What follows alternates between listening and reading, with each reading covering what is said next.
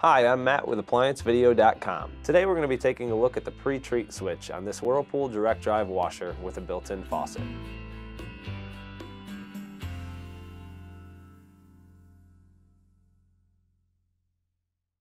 Stop.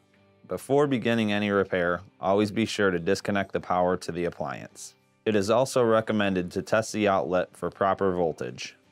Remember to also turn off the water.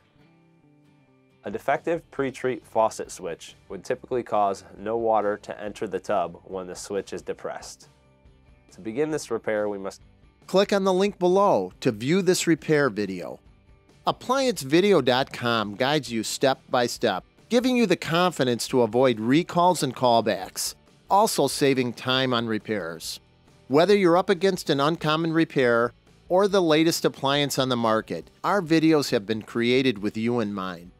Our growing library of videos have been produced using our factory-certified technicians who have extensive infield experience over the past 30 years.